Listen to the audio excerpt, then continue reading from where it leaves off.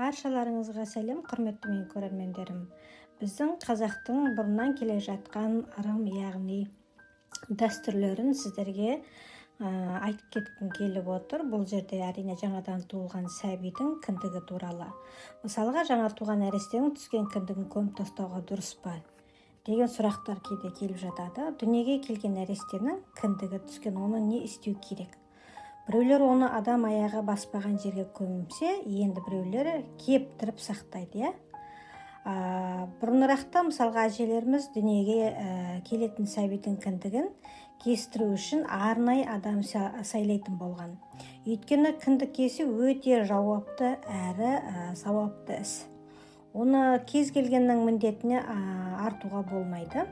Кіндік кесетін кісі көп, құрсақ көтерген немесе ел алдында абыройы бар, қолынан іс келетін, тірлікке пысық, оқыған,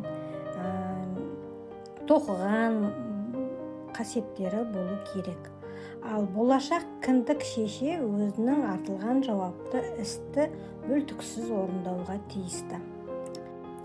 Кіндік шеше болашақ баласының құрсақтағы кезінде күтімді бастауға тиісті. Яғни сәбидің дені сау, ақыл-ойы бүтін болып туылу үшін болашақ анаға қажетті ақыл-кеңестерді тәжірибесімен бөлісіп отыру керек. Кіндік шеше жас ананы бала бойға біткенге, дүниеге келгенге дейін назарынан тыс қалдырмау керек. Сәби туылған соң қазақтың дәстүрін негізге алып, кіндігін кесу қызметін абыроймен атқарғаны дұрыс. Кіндік кескен ананың құрметі артып, сәби өскенде оны өз анасындай көреді. Ол бұрыннан келатқан қағидамыз. Ал бүгінгі таңда кіндік кесу ісі мәртебелі-ақ қалаттылардың құзырына өтіп кеткен. Яғни тіпті кей жағдайда балаларымыздың кіндік шешесінің кім екенінде ұмытып қалатындары да жоқ емес. Көздерімізбен көріп жүргенбіз. Рас, қазір уақытта барлық сәби перзентханадан шыққан соң 2-3 күннен кейін кіндік түседі. Сол кезде жас ана мұқият болып баласының кіндігін қазақтың ұстанған ырым-тыйыммен қажетті орнына қойып қою керек, яғни сақтап қою керек. Мысалға, ұл баланың кіндігін елдің қорғаны болсын, ауыл атынан сөйлейтін азамат болсын деп, шаңырақтың тірегі отбасының егесі болсын деп, ат шаптырым жерге апарып көмген. Ал қыз баланыкін отбасының ұйытқысы, шаңырақтың бекесі болсын деп, от орнына немесе табалдырыққа көмген болатын. Осы айда мысалға этнограф Ахметова кіндік кесудің маңыздылығы туралы мынандай дерек келтірілген. Мысалға, біздің қазақ кіндікті өте қасиетті деп санаған. Бұрын ұл баланың жолдасын 6 қырды асырып, ал кіндігін табалдырықтың астына көмген. Әжелеріміздің табалдырықты баспа дейтін себебі осыдан қалған. Ол шаңырақтың иесі, елін, жерін қорғайтын ертеңгі азамат, болашақ жауынгер әрі түздің адамы болсын деп, ал қыз баланың жолдасын да кіндігін де оттың басына көмген. Олай болатын, ол қай жерге бармасын қазан ошаққа ие болар болашақ келін. Ұрпақ өрбітетін болашақ ана. Мысалға да, оттың басына түкірме дейтін тыйымның мәні осында жатыр. 70 жыл бойы біздің кіндігіміздің кім кеспеді? Түскен кіндіктің қайда тасталғанында бізге белгісіз.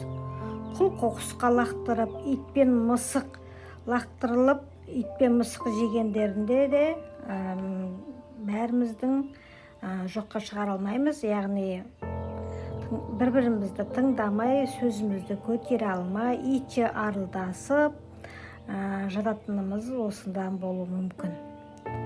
Кім біледі, былай қарасаң, кіндік соншама қадірлеп әрі дәстүрлеп көметінде емес, тырнақтай тері. Бірақ ата-бабаларымыз кіндікке соншама мән беріп, қасиетін бағалағандықтан да жау жүрек ұлдары үлкеннің алдына кесіп өтпеген ибалы келіндері болды. Ата-бабамыздан бізге осыншама кең байтақ жер қалауының бірі сыры осында жатыр десек те болады. Кіндік қаны тамған жер деп те айтып жатамыз. Қалай десек те бұл негізсіз емес. Қазақ кіндік шешеге ерекше құрметпен қараған. Әдетте кіндік шеше деп нәресте шыр етіп дүниеге келгеннен кейінде кіндігін кесетін әйелді айтады. Бұл қызметті көбіне ауылдың тәжірибелі әйелдерінің бірі жасайды. Ол қазақ салты бойынша баланың екінші анасы есептелінеді, құрметтеледі. Яғни сәбидің ата-анасы кіндік шешеге көйлек көншік сыйлап жоралғыларын жасайтын болады. Менің де анам көбінесе осы кіндік туралы айтып отырады. Балаларының кіндігін бір жерге қойып, онда бір-біріне жақын жүреді. Ізеттілік атамай, құрметін ұмытпай, бауырмашылдығын көрсетіп жүреді деп мен ынтымағын артады деп айтып отыратын еді. Шынында да тырнақтай ғана еттің бауырлардың ынтымағын сақтайды дегенге сену қиын, бірақ дәлелденген дүние бұл. Ал достар, егер менің осы видеом сіздерге ұнаған болса, колокольчикті басып, подписка жасап, лайк басып қойыңыздар. Алдағы уақытта мен әлі қазақтың дәстүрлері туралы көптеген мағлұматтарды айтатын боламын. Соны жіберіп алмас үшін колокольчикті басып қойыңыз.